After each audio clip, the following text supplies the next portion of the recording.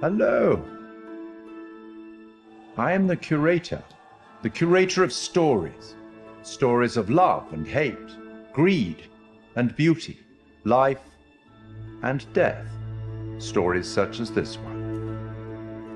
The curator of the Dark Pictures anthology bridges between the player and the story, being very aware of what they've done, but also much more aware than the player about what's actually going on in the story and what the context is and what the scenario is. What do you think happened to this guy?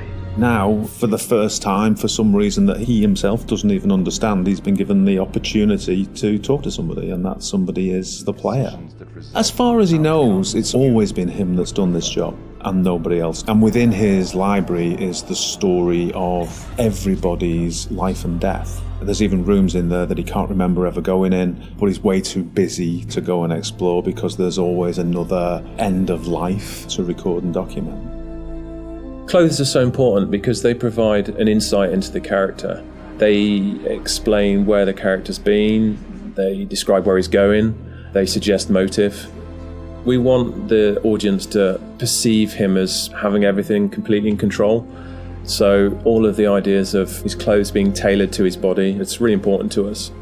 We worked with a costume designer. He did a lot of research into the authenticity of the materials and textures. He provided us with lots of authentic high-resolution reference. He even gave us material swatches. It was really useful for us because looking at the folds, looking at the visual language of cloth, how do they sit on the character? Is it working from a distance? What's the weight of the material? It gave us a really good platform in order to produce high-quality, realistic materials. Giving it that depth. I'm here to record the story you choose to tell. I think that whenever you're dealing with a realistic human acting performance and facial expressions, that part of it is so key to transferring the emotion that you want to over to the player. Just the definition and detail that you need now is quite challenging. But there are repercussions. In terms of cameras, it's quite interesting as well because we've talked a little bit before about how we use skewed angles, upshots, tilts and all that kind of thing to create this feeling of unease and anxiety in the horror moments. And for the curator, it was quite the opposite actually. He's very much in control and he knows everything about the game you're playing and he's very much at home in his own environment. So we took the approach to have a lot more flattering shots, a lot more level shots. You look at him at a natural height. You're never like below or above him and it creates this veneer of control. It's almost like it's very straightforward and he's just delivering you these statements. You see, we each make decisions according to our own moral compass. And of course he's British. As soon as we'd established that and who he was and what his personality was, our minds went pretty much straight to Pip Torrens to deliver the performance. And Pip's done a brilliant job bringing everything that we wanted in the curator to life on the screen. And pretty much everything that we shot was nailed on first take by Pip. But the truth of this story isn't fixed. Far from it. A story can change a great deal when told from a different perspective. One thing that was really important for us with the art direction was to somehow differentiate him from the rest of the game that you're experiencing. And with that we could make a really interesting contrast because as the player you might be experiencing all this horror, all this craziness, and all of a sudden you're taken out to quite a different and quite an unusual place. So that was a really fun thing to play with. We tried to play up on that contrast and really signal to the player that there was a change happening. The curator addresses the player directly. He's quite ambiguous, he's quite mysterious. You're really not sure if he's there to help you or hinder you sometimes. And I wanted that to kind of be reflected in the art.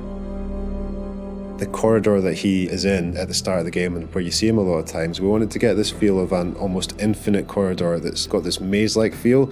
It's not a set-out space that you automatically understand as a viewer when you see it. You're not sure how long it goes on, how many paths there are, how much of a maze this corridor is. So to light that, we wanted to get this feel where there's not markers that tell you this is where you are right now in the corridor, you've been here before, just to increase that feeling of not being fully aware of your surroundings and add to the mystery of the scene. And then he goes into his repository, which is a huge vault of books and secrets, with his main desk right in the middle. He's got large windows for light, a skylight above that would also let a lot of light in, a mezzanine floor, a marble fireplace, classical, opulent, sophisticated. The central feature of the repository is the curator's desk.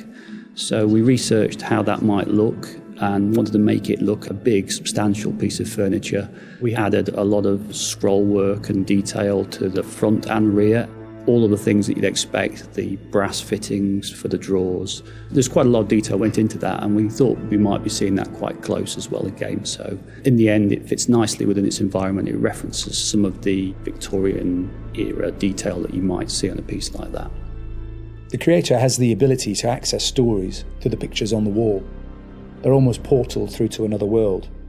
And that all had to fit within our architectural environment. So we looked at very ornate framings, large pictures that would hang on the walls, that would feel correct and not out of place, and something of this nature. We thought about where we could include light sources that would be interesting and would put light in the right areas of the room. The skylight's a really good example. We decided that having this top-down ambience would really bed the scene in nicely and create this nice veneer to it. And then adding another number of interesting light sources that we can use for accents, such as a fireplace, such as the candles, that just are there to give you that extra range of colour if you need it. They're there to draw the eye of the player to what we want to show them. It's not my place to interfere, but I might be persuaded to offer the occasional hint. Here's one for free. It's a strange place. Who is this guy? Why is he talking to me? Where am I now? I was just on a ship having some horror happening, and now I'm here. And this guy has the appearance of being there to help you, but he seems like such a strange guy, and the environment he's in is so different. There's a certain ambiguity to it, and we wanted the player to question whether or not he's on their side or whether or not he's kind of playing his own game with them.